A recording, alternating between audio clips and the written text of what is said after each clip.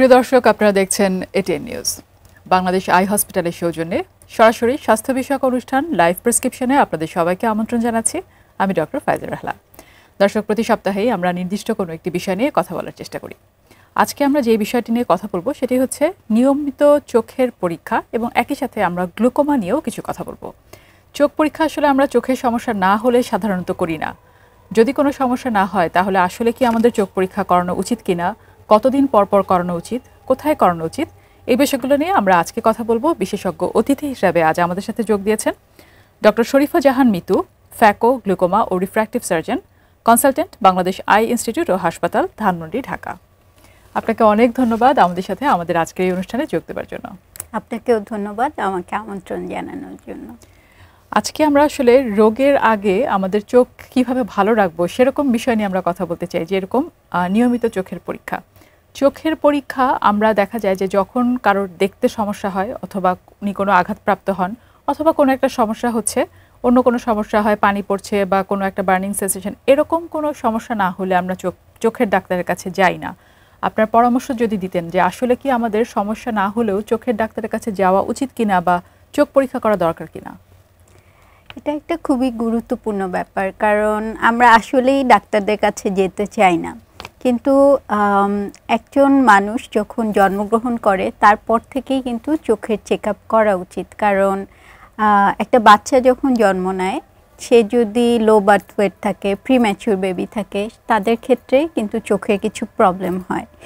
তারপর সে যখন একটু বড় হতে থাকে, অনেক সময় অনেকের ক্ষেত্রে দেখা যায় যে চশমার প্রয়োজন হয়। সে সময় যদি আমরা চশমাটা ঠিক সময়ে না দেই, তার চোখটা কিন্তু প্রথম থেকেই ছোটোবেলা থেকে একটু লেজি হয়ে যেতে পারে। তাহলে ছোটোবেলা থেকেই কিন্তু আমাদের সবার চোখ পরীক্ষা করা উচিত। এবং যখন আমরা বড় হতে থাকি, তখন অ্যারাউন্ড যখন 40 ইয়ার্সের কাছাকাছি চলে যাই, তখন কিন্তু আমাদের কাছের দৃষ্টিটা আস্তে আস্তে কমে যেতে থাকে, এবং চোখের কিছু জেনেটিক ডিজিজ তখন আস্তে আস্তে দেখা যায়। সো আমাদের অ্যাটলিস্ট বছরে একবার হলেও সবারই চোখ পরীক্ষা করা উচিত। কোনো সমস্যা না হলেও, সেটা পাওয়ার হোক বা যে কোনো সমস্যা না থাকলেও তার ডাক্তারের কাছে যাওয়া উচিত। এবারে আসলে কোন কোন রোগ এমন হতে পারে যে কোনো উপসর্গ নেই, কিন্তু সেই রোগটা আসলে আমার আছে চোখের ক্ষেত্রে, এবং ধরা পড়ছে না যতক্ষণ পর্যন্ত আমি আসলে ডাক্তারের কাছে গিয়ে না দেখাচ্ছি, এরকম রোগগুলো নিয়ে যদি একটু বলতেন। জি, প্রথমেই আমি যেহেতু গ্লুকোমা নিয়ে কাজ করি, আমি গ্লুকোমার কথা বলবো যে আফটার 40, ধরেন আপনার বাবা মা বা আপনার ব্লাড রিলেটিভ যারা, তাদের কারো গ্লুকোমা ছিল বা সেরকম একটু সিমটম ছিল, তাদের ক্ষেত্রে আফটার 40 কিন্তু গ্লুকোমা হওয়ার সম্ভাবনাটা বেড়ে যায়। তো তাদের ক্ষেত্রে আমরা চিন্তা করি যে প্রতি বছর অবশ্যই পরীক্ষা করা উচিত। আমরা কি দেখি সেক্ষেত্রে? শুধুমাত্র কিন্তু যে চোখটা দেখলাম সেটা কিন্তু না, চোখের প্রেশারটা কেমন আছে সেটা দেখতে হবে। চোখের ভিতরে অপটিক নার্ভ নামে একটা নার্ভ থাকে, সো এই নার্ভটা কেমন আছে, এই নার্ভটা দেখতে যদি মনে হয় যে একটু দুর্বল, সেক্ষেত্রে কিন্তু আমাদের কিছু গ্লুকোমার পরীক্ষা করতে হয়। এছাড়াও শুধু যে গ্লুকোমা সেটাও কিন্তু না, কিছু কিছু নীরব আরও ডিজিজ থাকে, যেমন ডায়াবেটিস কারো যদি থাকে, প্রেশার যদি কারো থাকে, তাদের ক্ষেত্রে ডায়াবেটিক রেটিনোপ্যাথি হতে পারে, তাদের ক্ষেত্রে প্রেশারের জন্য এফেক্ট হতে পারে। সো আফটার 40 সবারই পরীক্ষা করা উচিত, বিশেষ করে গ্লুকোমার জন্য অবশ্যই পরীক্ষা করা উচিত। গ্লুকোমাতে যেটা আসলে আমরা শুনছি যে প্রাথমিক পর্যায়ে কোনো উপসর্গ থাকে না, যখন একজন রোগী ডাক্তারের কাছে যান, ওনারা কিভাবে বুঝতে পারেন যে ওনার গ্লুকোমা আছে, সেটা কিভাবে কনফার্ম করা হয়? জি, প্রথমেই আমরা কি দেখি? প্রথমেই আমরা পেশেন্টের দেখি যে তার চোখের যে অ্যান্টিরিয়র চেম্বার বলি আমরা, এটা কেমন আছে। যে কারো ক্ষেত্রে নর্মাল থাকতে পারে, কারো ক্ষেত্রে এটা একটু ছোট থাকতে পারে। চোখের যে প্রেশারটা আছে, এটা নর্মাল প্রেশার হচ্ছে 10 থেকে 20, তার কি 20-এর মধ্যে আছে নাকি 20-এর চেয়ে একটু বেশি আছে বা অনেক বেশি আছে, এবং চোখের পিছনের যে নার্ভটা সেটার চেহারাটা কেমন, যে সেটা দেখে মনে হচ্ছে যে গ্লুকোমার টেন্ডেন্সি হচ্ছে। নর্মালি একটা নর্মাল মেজারমেন্ট থাকে 0.3 থেকে 0.5, এটার চেয়ে যদি বেশি হয় সেক্ষেত্রেই আমরা কিন্তু সাসপেক্ট করি যে পেশেন্টের বোধহয় গ্লুকোমা হচ্ছে। তাহলে তখন আমরা কিছু পরীক্ষা নিরীক্ষা দেই যে তার গ্লুকোমাটা দেখার জন্য, যে ভিজুয়াল ফিল, অর্থাৎ দৃষ্টির পরিসীমা, তার দৃষ্টির পরিসীমাটা কতটুকু আছে, তার নার্ভের কোনো থিনিং হচ্ছে কিনা, সব কিছু পরীক্ষা করে আমরা যদি কোথাও কোনো চেঞ্জ পাই তাহলে কিন্তু আমরা তাকে গ্লুকোমার রোগী হিসাবে ট্রিটমেন্ট শুরু করি। জি, আরও শুনবো গ্লুকোমা নিয়ে, তবে এই মুহূর্তে একজন দর্শক আছেন, তার সাথে কথা বলবো। দর্শক, আপনার নাম বলবেন এবং আপনার প্রশ্নটি জানাবেন।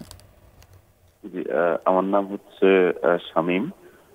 ম্যাডামের কাছে জানতে চাচ্ছিলাম, সূর্যের দিকে তাকাইলে হচ্ছে রং দুনোর মতো দেখতে পাই, আর হচ্ছে আলোতে গেলে চোখের ঝাপসা দেখি, তাহলে এটা কি গ্লুকোমার কোনো লক্ষণ কিনা? এক ধরনের গ্লুকোমা আছে যেটাতে আমি যে বলেছিলাম আমাদের চোখের ভিতরে পানি থাকে, অ্যাকুয়াস হিউমার বলি যেটা, সেই পানিটা যাওয়ার একটা রাস্তা থাকে। ওই রাস্তাটা যদি কোনো কারণে ছোট থাকে তখন দেখা যায় যে সূর্যের আলো বা একটু অন্ধকারে বা অন্ধকারে আমি টিভি দেখছি, তখন ওই পানি যাওয়ার জায়গাটা আরও ছোট হয়ে যায়। তখন কি হয়, চোখের ভিতরে পানি না যেতে পারলে কি হবে, চোখের ভিতরে পানিটা জমে যাচ্ছে, সো চোখের প্রেশারটা বেড়ে গিয়ে এরকম রংধনুর মতো উনি দেখতে পারে। এটাকে বলে অ্যাঙ্গেল ক্লোজার গ্লুকোমা বা অ্যাঙ্গেল ক্লোজার সাসপেক্ট। যখন এটার থেকে দেখা যাবে যে প্রেশারটা বেড়ে চোখের ভিতরে নার্ভের ক্ষতি হচ্ছে, তখন এটাকে আমরা গ্লুকোমা বলি। সো এরকম যদি উনি দেখেন যে বারবার এরকম হচ্ছে, সেক্ষেত্রে অবশ্যই একজন গ্লুকোমা স্পেশালিস্টের কাছে যেতে হবে। আপনি যেটা বলছিলেন যে গ্লুকোমার উপসর্গগুলো কিছু বললেন, যদিও প্রাথমিক পর্যায়ে উপসর্গ থাকে না, বাট কি ঘটনা হয় সেটা আমরা শুনলাম। এই যে গ্লুকোমাটা হচ্ছে কেন হয়, সবার চোখে হচ্ছে না, কিছু কিছু মানুষের ক্ষেত্রে কেন হয়, সেরকম আমরা কিছু বলতে পারি কিনা? এটা মূলত জেনেটিক কারণ, অর্থাৎ ছোটোবেলা থেকে কারো বাবা মা বা ফ্যামিলিতে যারা ব্লাড রিলেটিভ, সেটা চাচা মামা খালা ফুপু এরকম যে কারো যদি থাকে, সেই জিনটা পেশেন্টের মধ্যে যদি চলে আসে তার ক্ষেত্রে গ্লুকোমা হওয়ার চান্স থাকে। এবং গ্লুকোমা কিন্তু দুই ধরনের হয়, একটা হচ্ছে ওপেন অ্যাঙ্গেল গ্লুকোমা, যেটাতে অ্যাকচুয়ালি কোনো সিমটম থাকে না, সো আমরা বুঝতে পারি না। যখন নার্ভটা একেবারেই ক্ষতি হয়ে যায় তখন আমরা টের পাই। কিন্তু আরেকজন যে কোশ্চেনটা করেছেন যে রংধনুর মতো দেখে, এই টাইপের গ্লুকোমাতে না আগের থেকে কিছু সিমটম বোঝা যায়। সো দুই ধরনের গ্লুকোমাই আমরা দেখা যায় যে পরীক্ষা করে সেপারেট করে দেন সেই অনুযায়ী আমরা ট্রিটমেন্ট করতে পারি। যখন গ্লুকোমা হচ্ছে এবং ডায়াগনোসিসটা কনফার্ম করা হচ্ছে, কীভাবে চিকিৎসা দেওয়া যায় এই ব্যাপারে আমরা একটু বিস্তারিত আপনাদের কাছে শুনতে চাই, এবং তার থেকেও আরেকটি বিষয় যে কতদিন ধরে এই চিকিৎসা নেওয়া লাগে সে ব্যাপারে যদি একটু বলতেন।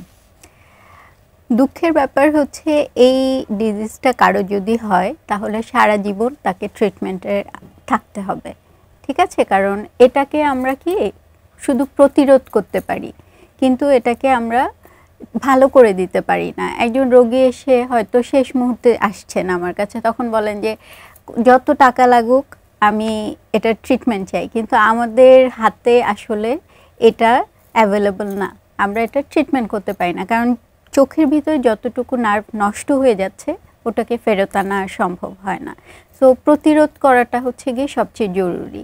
সেক্ষেত্রে আমরা কি করতে পারি যে প্রথমেই কিছু ওষুধ দিতে পারি। ওষুধে ওনার প্রেশারটা সবসময় কন্ট্রোল রাখতে হবে, কিন্তু ওষুধ দিলেই যে উনি ভালো থাকবে তাও কিন্তু না। ওনাকে প্রতি 6 মাস পর পর এসে আমাদেরকে দেখাতে হবে যে ওষুধটা দেওয়ার পরেও ওনার চোখের ভিতরের ক্ষতিটা বাড়ছে কিনা বা একই রকম আছে কিনা। যদি দেখি যে ওষুধ দেওয়ার পরেও বাড়ছে, সেক্ষেত্রে হয়তো পরবর্তী স্টেপে আমাদের ট্রিটমেন্টে যেতে হবে। তো এটা একটা সারা জীবনের একটা ট্রিটমেন্ট হিসাবে ওনাকে ডাক্তারের কাছে আসতে হবে। জি, আরও অনেক কিছু শুনবো, তবে একটি বিরতি নিয়ে এসে। দর্শক, বাংলাদেশ আই হসপিটালের সৌজন্যে আপনারা দেখছেন লাইভ প্রেসক্রিপশন। ছোট্ট একটি বিরতি নিচ্ছি, কিছুক্ষণের মধ্যে ফিরছি, সাথেই থাকুন।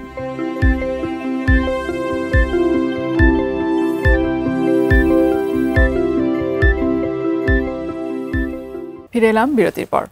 বাংলাদেশ আই হসপিটালের সৌজন্যে আপনারা দেখছেন লাইভ প্রেসক্রিপশন। আজকে আমরা কথা বলছি নিয়মিত চোখ পরীক্ষা এবং গ্লুকোমা এই বিষয়টি নিয়ে। বিশেষজ্ঞ অতিথি হিসেবে আজ আমাদের সাথে আছেন ডক্টর শরীফা জাহান মিতু। বিরতিতে যাবার আগে আপনার কাছে আমরা গ্লুকোমা সম্পর্কে এরই মধ্যে কিছু তথ্য পেয়েছি এবং চিকিৎসা নিয়ে আপনি বলা শুরু করেছিলেন।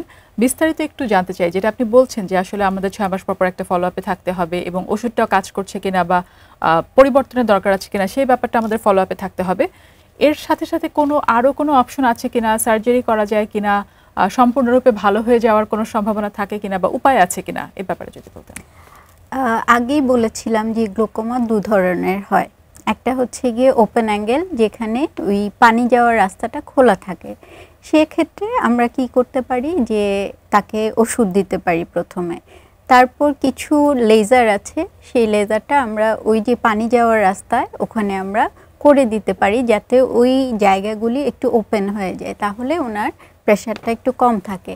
এগুলি করার পরেও আমরা যদি দেখি যে তার গ্লোকোমাটা কমছে না, বরং দিন দিন বেড়ে যাচ্ছে, সেক্ষেত্রে আমাদের হয়তো সার্জারিতে যেতে হতে পারে। এটা হচ্ছে এক ধরনের গ্লোকোমা। আর যেটা আমরা বলেছি ক্লোজড অ্যাঙ্গেল গ্লোকোমা, অর্থাৎ পানি যাওয়ার রাস্তাটা ছোট, সেক্ষেত্রে আমরা কি করতে পারি? সেক্ষেত্রে প্রথমেই আমরা একটা লেজার দিয়ে একটা আর্টিফিশিয়াল রাস্তা তৈরি করে দিতে পারি, যে দিক দিয়ে পানিটা যেতে পারে, সো তার চোখের প্রেশার বেড়ে পরবর্তীতে ক্ষতি হওয়ার সম্ভাবনাটা কমে যায়। কিন্তু যাদের ক্ষেত্রে একদম অ্যাডভান্স হয়ে যায়, প্রেশারটা কমছে না, পানি যাওয়ার রাস্তাটা অনেক ছোট, তাদের ক্ষেত্রে অনেক সময় দেখা যায় যে আমাদের অপারেশন করে ফেলতে হয়। আবার যাদের ক্ষেত্রে পানি যাওয়ার রাস্তাটা ছোট কিন্তু লেজার না করে কিছুটা তার ছানি আছে, তাদের ক্ষেত্রে আমরা যদি ছানিটা অপারেশন করে দেই, তাহলে কিন্তু ওই পানি যাওয়ার রাস্তাটা ওপেন হয়ে যায়। তাহলে আমরা অনেক পেশেন্টকে প্রেসক্রাইব করি যে তার হয়তো দৃষ্টি অত খারাপ হয়নি, একটু ছানি আছে, আমি তাদেরকে বলে দিই যে আপনি ছানিটা অপারেশন করে ফেলেন, তাহলে আপনি এই যে গ্লোকোমা হওয়ার সম্ভাবনাটা আপনার কমে যাবে।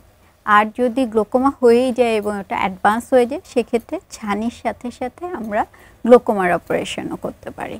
এই যে গ্লুকোমার আসলে আমরা যেটা শুনছিলাম যে অনেক সময় উপসর্গ থাকে না, ধরা পড়ে হয়তো অনেক পর দেরিতে গিয়ে, যখন এরকম অনেক দেরি হয়ে যায় এবং চিকিৎসা আসলে নেওয়া হচ্ছে না, কমপ্লিকেশনগুলো কি হতে পারে?